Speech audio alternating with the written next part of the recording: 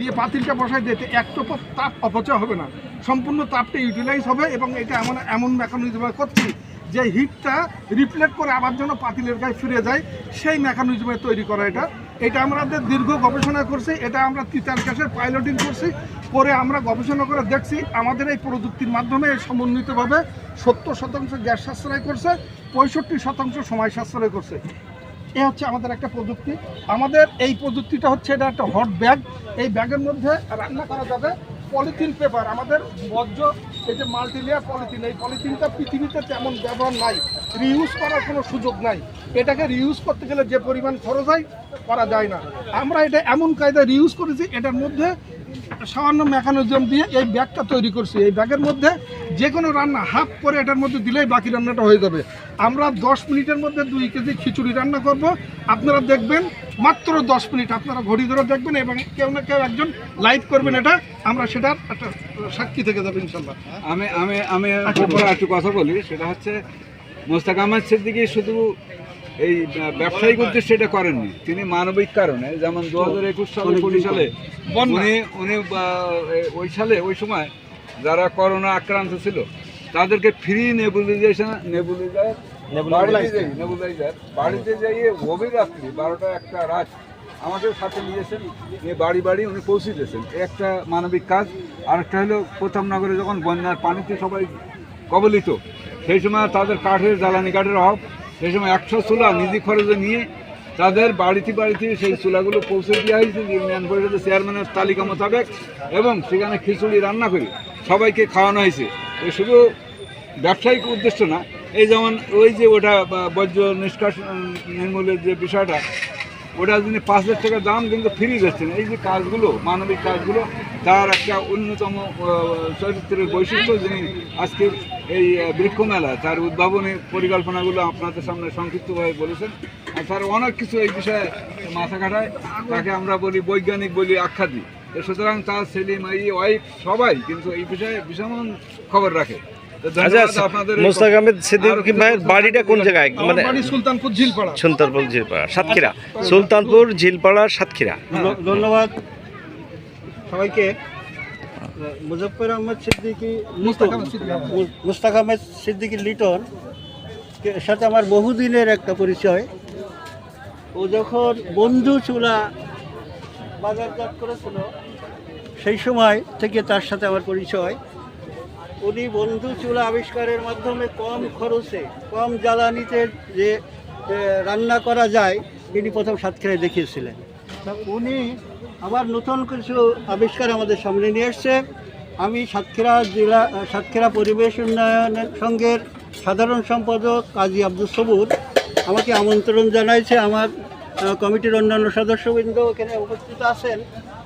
আমরা দেখতে এসেছি ওনার নব্য আবিষ্কারগুলি কী। সেটা যেহেতু আমরা পরিবেশ নিয়ে কাজ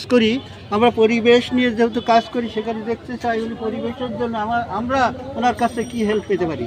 তা উনি যে প্রজেক্টগুলি দেখাইছেন, এটা আসলেই আমাদের পরিবেশের জন্য খুব সুন্দর হবে বলে আমি বিশ্বাস করি। মুস্তাক আহমেদ সিদ্দিকীকে ধন্যবাদ। এইভাবে পরিবেশের উন্নয়নের জন্য, বাংলাদেশের পরিবেশের উন্নয়নের জন্য তথা সাতক্ষীরার পরিবেশের উন্নয়নের জন্য আমরা আরও এগিয়ে যাই। সবাইকে ধন্যবাদ।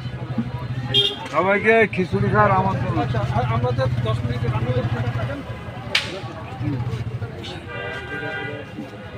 রান্নাটা কে লাইভ করবে? রান্নাটা কেউ না লাইভ করবে তুমি?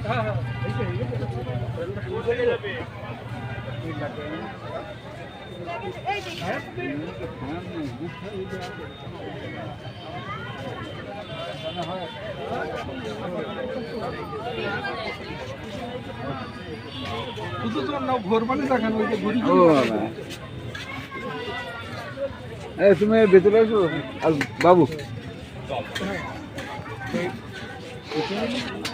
সুধী দর্শক মণ্ডলী, আমরা আজকের এই চলমান কৃষি মেলায় শহীদ আব্দুল রাজ্জাক পার্ক হতে আপনাদের সবাইকে জানাচ্ছি শুভেচ্ছা ও স্বাগতম।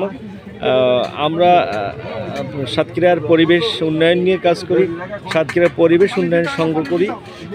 তো আজকে এই মোস্তাক আহমেদ সিদ্দিকী সাহেব আমাদেরকে দাওয়াত করেছেন যে আমরা কিভাবে, আপনারা যেভাবে কাজ করেন আমরা আপনাদের সহযোগী হতে পারি।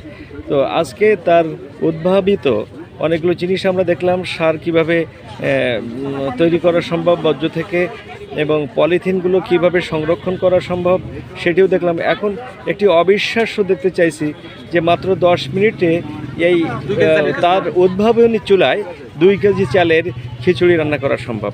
এখন সেই প্রক্রিয়াটি শুরু হয়েছে। সেই প্রক্রিয়ার অংশ হিসেবে দেখছি যে ওনার এই টিমের অন্যতম সদস্য উনি আসলে 2 কেজি চালের যে খিচুড়ি রান্না করার জন্য প্রস্তুতি গ্রহণ করছেন, এবং মুস্তাক ভাই আমাদের জানিয়েছেন যে আসলে এই খিচুড়ি আমাদেরকে খাওয়ানো হবে। আমরাও আসলে এটার জন্য খুব আগ্রহ সহকারে দেখছি। আমাদের কাছে খিচুড়ি খাওয়াটা যতটুকু আকর্ষণের, তার চেয়ে বেশি আকর্ষণ হচ্ছে এই যে আমাদের সুলতানপুর সাতক্ষীরার ভাইয়ের, সিদ্দিকী ভাইয়ের যে 10 মিনিটে খিচুড়ি রান্না। আপনি একটু ভাবুন যে আপনি 10 মিনিটে যদি খিচুড়ি রান্না সম্ভব হয়, এই তার উদ্ভাবনী চুলা, মোস্তাক ভাই একটু বলবেন কি এই চুলাটা আসলে জলে কি দিয়ে, গ্যাস দিয়ে? গ্যাসের চুলাটা যাবৎকাল দেখছি চারিদিক থেকে আগুন বের হয়, আর এটা গ্যাসের চুলার মধ্যে পাতিল ঢুকে যাচ্ছে, এটা ব্যতিক্রম। এটা অ্যাডভান্স একটা গ্যাসের চুলা, এটার পাতিলটা গ্যাসের চুলার মধ্যেই ঢুকে যাচ্ছে। আচ্ছা, আমরা একটু বলবেন যে গ্যাসের চুলাটা ওখানে আমি দিয়ে দিলাম, তাহলে তলায় যে একটু ফাঁকা আছে, এই যে ফাঁকাটা, এই ফাঁকাটা তো রাখা তো বাঞ্ছনীয়। আচ্ছা, তা না হলে এটা দুর্ঘটনা ঘটার সম্ভাবনা থাকতে পারে।